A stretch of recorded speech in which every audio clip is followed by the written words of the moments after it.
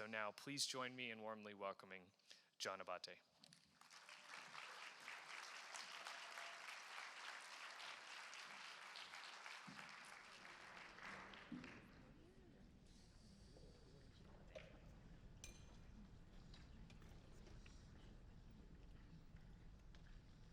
Morning, guys. It's great to be here. Thank you for this invitation, and Jennifer and the entire team. Thanks for allowing me to be here. I'd spoken to Jennifer years and years ago when this thing first started. It feels like it was 10 years ago, maybe not quite that long. And to see what she has done, her vision, and the team that she surrounds herself with to create 20 chapters is truly amazing. So I could see this at 100 plus chapters within the next 5 years. So a beautiful goal. So great to be here. And one of the points I want to make is that living your faith in culture is hard, it's difficult. And it's only through organizations like YCP, only through events like this, that we're truly capable of commitment that you make to work in fellowship and partnership to make sure that faith permeates through every aspect of your life.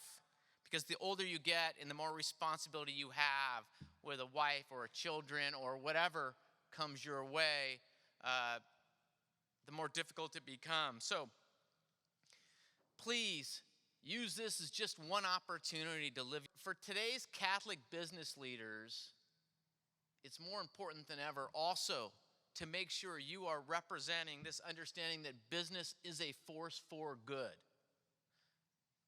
Because so often, what do we hear? We hear the exact opposite of that, right? Business can be vilified. And the reality is that we know that capitalism, through Christian principle, works. But it's counting on you and I to make that work in the market each and every day. We've been talking about this little book, Practicing His Presence by Brother Lawrence. I don't want to read you just a little excerpt from one of his letters. He says, "Sometimes I consider myself there is a stone before a carver, whereof he is to make a statue. I desire him to form his perfect image in my soul and make me entirely like himself. I desire him to form his perfect image in my soul and make me entirely like himself." Take a moment. I really want you to reflect on those words in a really deep way. Do we truly desire for him to form his perfect image in our soul? Or are we burdened by things in our past, our fears, our faults, our failures, feelings that we're not good enough, we've sinned too much, or just inherently too weak to truly do his will?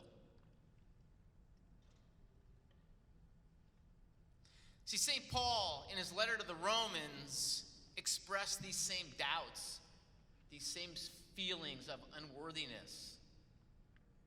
I imagine we all do at some level. St. Paul said, "Every single time I want to do good, it is something evil that comes to hand.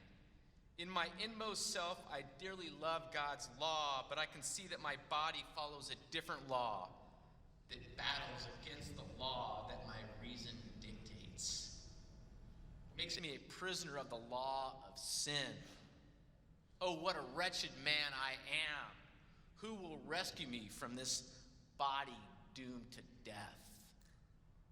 And then what does he say? "Thanks be to God through Jesus Christ our Lord." Guys, I can relate to this struggle in my own life, and I wrote quite a bit about this in my book, Invest Yourself. This struggle to be a successful business person in the workplace, this struggle to be the person you're called to be from a faith perspective, and how they need to come together. It's easy to talk about. It's much more difficult to do.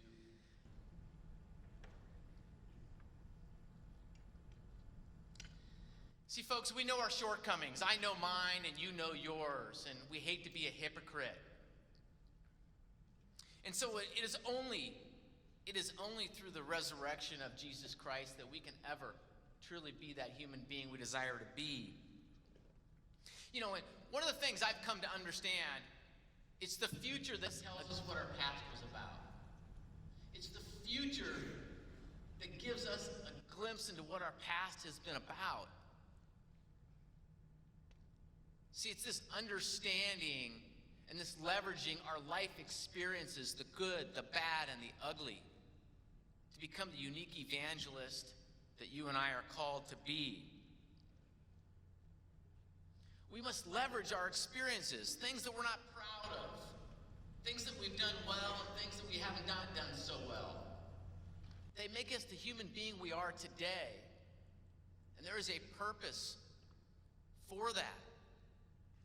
But the question is, what are you going to do to leverage that history to make you the evangelist God is calling you to be today? See, I believe it's only in practicing His presence every day in our lives, through prayer, through meditation, and most profoundly through the sacramental nature of the church, that we can truly be who He's calling us to be, right? Allowing Him to carve us into His image. That's our universal call to holiness. Now, I was recently listening to a podcast by Bishop Robert Barron. He said something that really resonated with me. He said, you know, guys, we did not choose these difficult times, but we have been chosen. We did not choose these difficult times, but you and I, we've been chosen in this moment in time for a reason and for a purpose. And you know, the reality is we are in difficult times. Let's not sugarcoat it. It's the reality of the world we live in today as Catholic leaders in America. We have issues with our church. We have issues with our leadership. We have issues with the folks who claim to be Catholic. You know, the latest Pew Research came out and said 80% of young men and women no longer believe in the Eucharist, the source and summit of our Christian faith. Incredible. But I love the statement from Bishop Barron because it's not one of victimhood, it's not one of negativity. You know what it is? It's one of opportunity and apostleship. It's one of apostleship. You know, it reminds me of the Gospel of Luke 5:1-11. It was a Sunday Mass reading maybe 3 months ago. What does he say? Come follow me, and I will make you fishers of men. Come follow me. See, we're being called no different than Peter was called in his day. And what does Peter do? How does Peter respond? He responds much like you and I. Whoa, time out. I am an unworthy man. I am a sinner. I am not capable of being the apostle you desire me to be. See, folks, the reality is that none of us are qualified to be the apostle God is calling us to be. If God was calling qualified people, the list would be incredibly short, and it wouldn't include me, and it probably wouldn't include you. But He's calling you and I in this day and age, right? And He's giving us the gift of the Holy Spirit in our lives, in the sacramental nature of the church, that allows us to be the evangelist He is calling us to be the hands and feet of Christ on earth. See, people have been trying to ruin this incredible church for 2,000 years, and it hasn't worked. Why? Because St. Benedict comes along, inspired by God's word. St. Catherine of Siena, St. Francis, St. Benedict, right? St. Ignatius of Loyola, or frankly you, or I. There's always somebody to come along and re-inspire, light the torch, carry the torch, into the future for this great church. So we have to take the challenge. It's our time and it's our opportunity. But it comes with a lot of courage, vigor, and tenacity.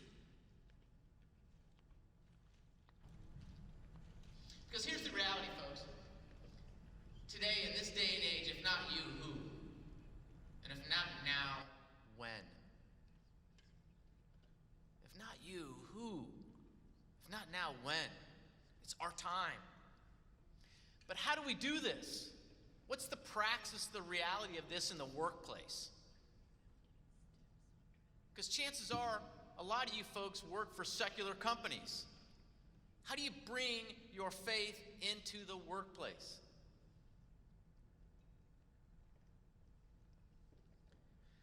I want to talk a little bit about that. I want to talk about the practicality of making that happen each and every day. What's the praxis of that? You know, I'm a McDonald's owner-operator. I'm very proud of my McJob. Really am. I love my McJob. And by and large, I'm proud of what we do as a brand. But this is a secular company. You know, I have a lot of McDonald's restaurants, but ultimately, I'm part of a larger organization as brand McDonald's. How do I live my faith in the culture of that brand? See, here's the reality, folks. My job is wonderful, but I'm not curing cancer. I'm not fighting crime. I'm not solving the world's injustices. I'm not solving world hunger. In fact, I've been accused of the exact opposite of that. So I don't know. Has anybody seen the propaganda film called Super Size Me?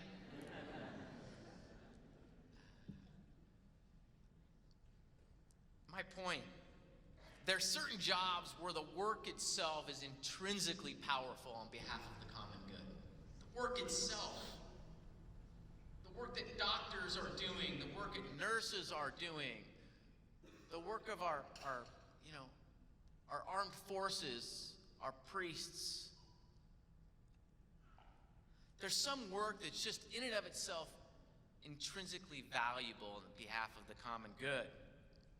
But for most of us, we actually have to bring that intrinsic value to the work, to the job. We have to leverage our unique talents, our God-given abilities in a way that allows that particular job to be a vocational work on behalf of the common good. See, we have to make our actions that we choose, have a powerful impact in the workplace. And this becomes the basis of a meaningful and fulfilling work life. It's really the theology of St. Jose Maria Escriva. The beautiful theology of divine filiation, the theology of work. And this is really what I want to speak about. I want to talk a little bit about this and how we make this happen. Now, as Daniel Pink, the business author, says, to sell is human, right? And the reality is that we're all selling something. Our job is to sell. I don't care if you're selling burgers, accounting fees, accounting work, consulting, you name it. If you're selling widgets, we're all selling something, folks.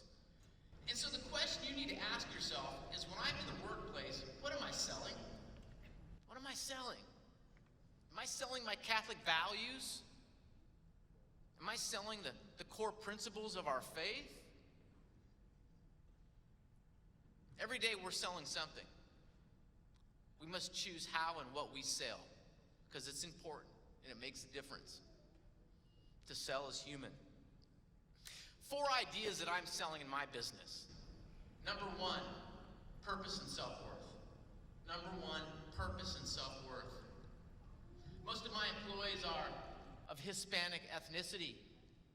Many of my employees are first and second generation Hispanic. Many don't speak English. Most are bilingual. Today's culture is very disparaging towards entry-level workforce. Today's culture is very disparaging towards folks who don't have the secular resume that designates success.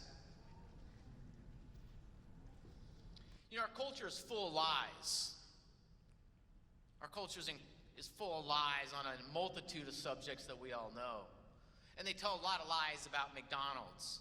They tell a lot of lies about retail and labor jobs. They tell a lot of lies about your first job opportunities. And the number one lie that's told about McDonald's is it's a dead-end job.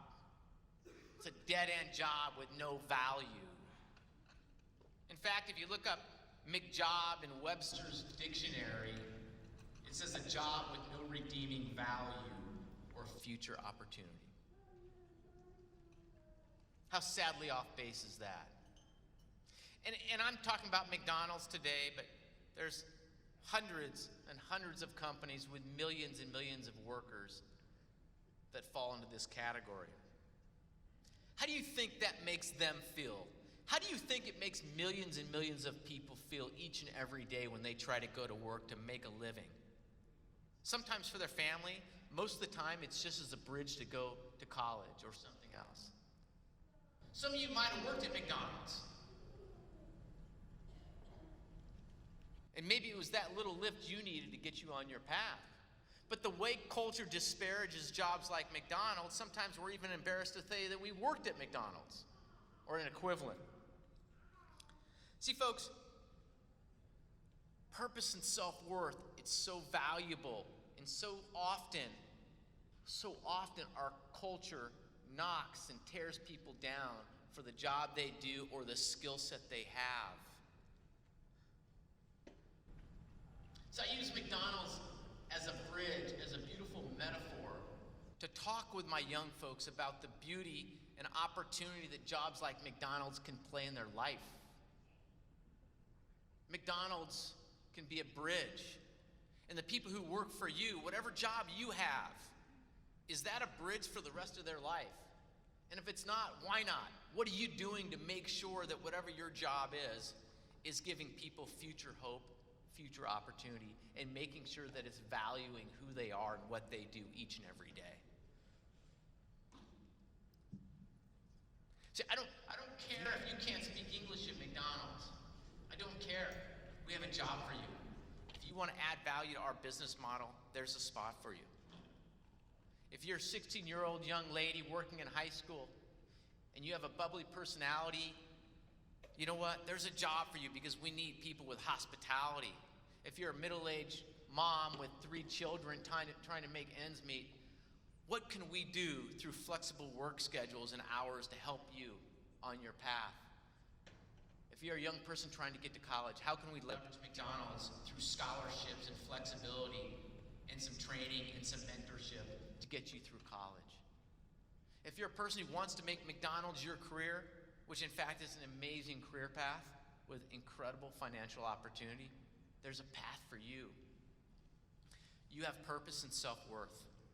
So often, guys, we covet other people's time and our talents and resume and school, on and on and on. You know, the latest information in the news recently about the college scandals with these celebrities buying their children's way into USC.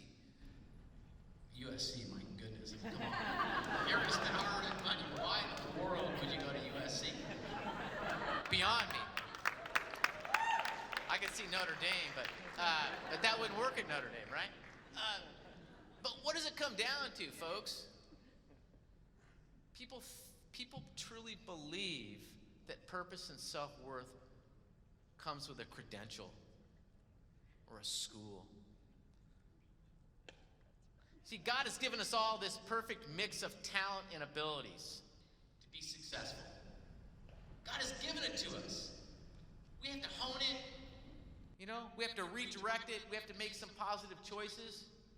There's no reason to covet other people's skill sets, other people's resumes. That wouldn't make you happy. That is not your path to happiness. Purpose and self-worth.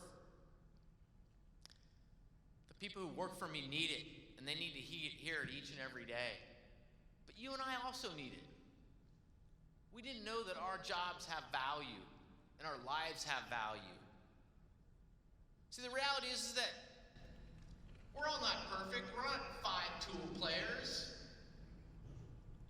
the Mike Trouts of the world. How many of us are a complete player, right? We're all muddling through life together, right? I've got a little bit of a skill, and you've got a little bit of a skill, and you've got a little different skill set. But if we come together, we create this beautiful 5-tool team. And so I preach that at McDonald's.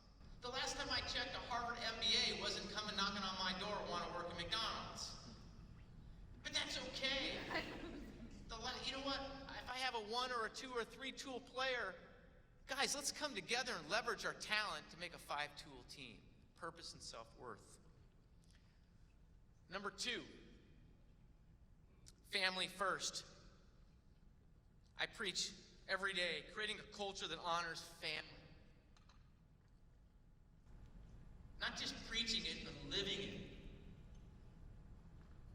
Flexibility in the workplace, understanding of the needs of a life lived with family, with children, with sickness, death, responsibility. Family first.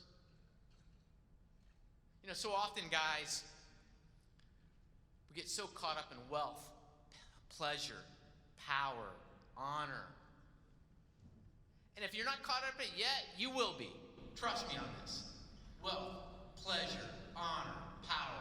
There is nobody who gets 20 years into a career that at some point doesn't get sucked in to one of these areas. And they're all poor substitutes for what we really want. They're all poor substitutes. And they always come at the expense of either our health or our family. Always. Now, you can have wealth, you can have power, you can have pleasure, and you can have honor. We can't have all those. But we can't do it at the expense of our family. Because ultimately, that is our number one vocation. That's our number one vocation. It's our commitment to our mom and our dad and our brothers and sisters, but more importantly to our spouses and our children. And of course to our faith. See, the reality is, folks, is that you can never get enough of what you don't really need. You can never get enough of what you don't really need. And I write about this in my book because I've gotten to a point in my career where I can buy a lot of things. I can buy a lot of stuff. And I have to watch myself. I have to check myself. Because it never really gives me the satisfaction or the happiness that I want. I can accumulate a lot of things, but it's a poor substitute for what I really want. Contentment, happiness, a beautiful family, a loving wife, stable children.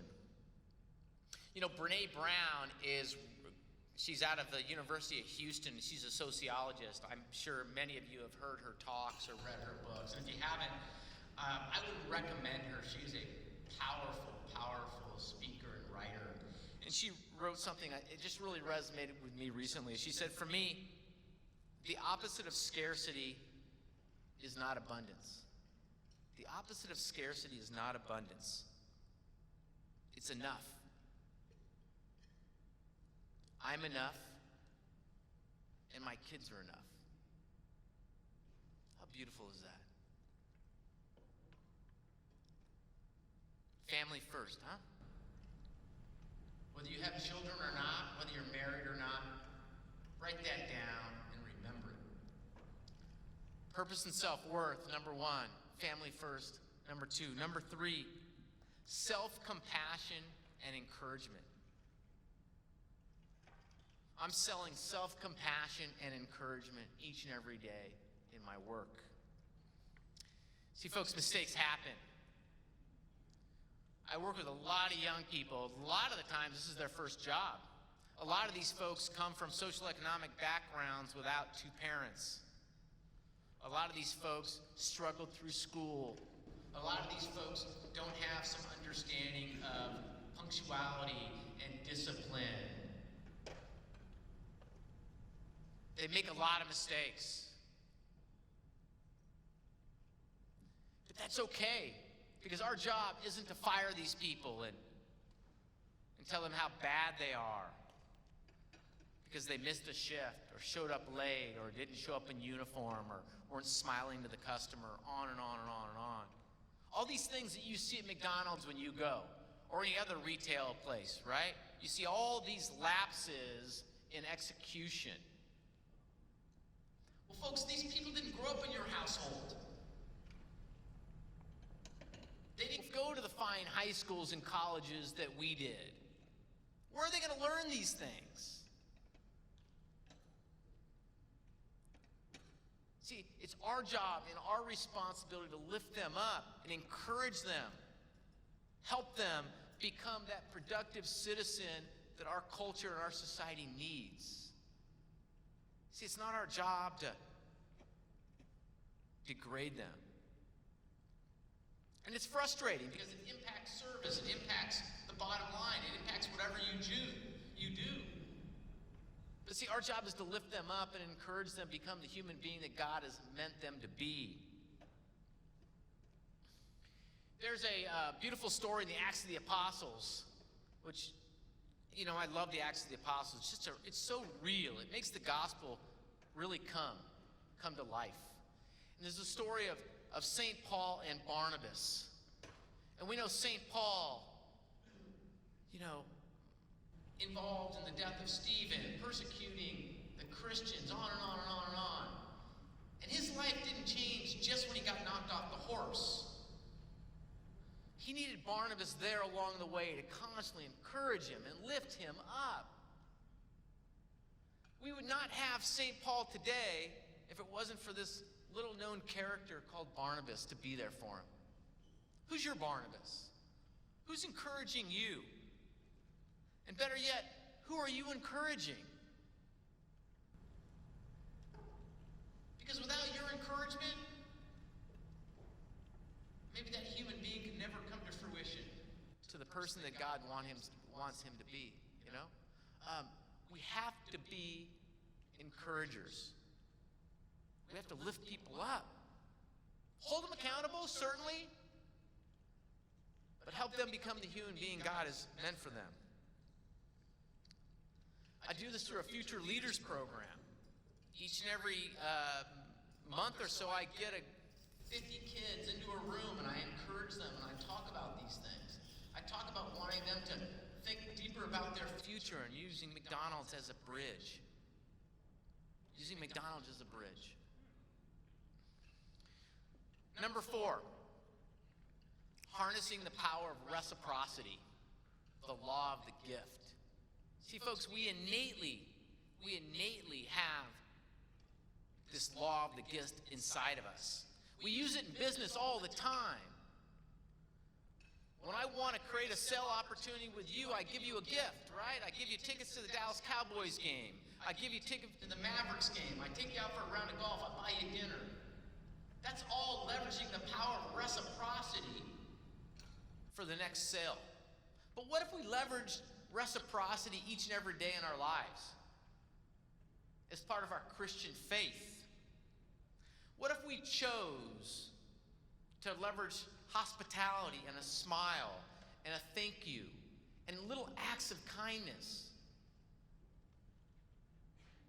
See, when we do something great for somebody, or we even do something small for somebody that makes them feel good, they want to reciprocate, or they want to pay it forward. See, that's hospitality. And that's the culture I have in my restaurants, or I strive to have in my restaurants. But more importantly, it's the culture we need in the world today. I'm going to read you a quick email that I received from a customer that gives you a glimpse into what I'm talking about. She says, I drive into the drive-thru every morning at 5 a.m. I always order the same thing. The girl that helps me almost on a daily basis is really nice. She always knows exactly what I want in my coffee. She is always a bright face that I see every morning. Recently, she talked me into downloading the app, and now I get at least one free coffee a week. Now, this is $1 any size coffee, so, but hey.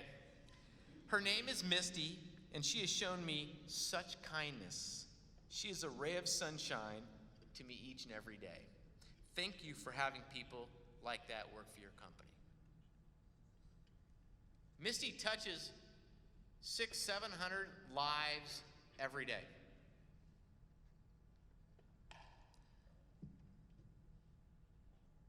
And her job has no purpose. She's in a big job. Come on. Misty's not in a big job. That's the kind of value added that we all need to do each and every day. Choose to be first. Choose to be first to give a smile. Choose to be first to say hello. How's your morning? What can I do for you? That's the power of reciprocity. You know, in the little booklet that you guys got on page 14, there were several questions. Page 14 had several questions that are really thought-provoking, and I don't want to go through them right now, but I'd like you on your way back to think about some of these little questions. How can I love God through the responsibilities of everyday life? How can I make time for silent prayer? How can I choose to be first with my time and my talent and my treasure? There's so many great little questions that we need to ask ourselves over and over again to keep ourselves on track. Because we have a lot of responsibility, and it's easy to get off track. It's easy to focus on, wealth, power, pleasure, honor, job, responsibility, the next promotion, and forget who we are, and more importantly, who we're meant to be.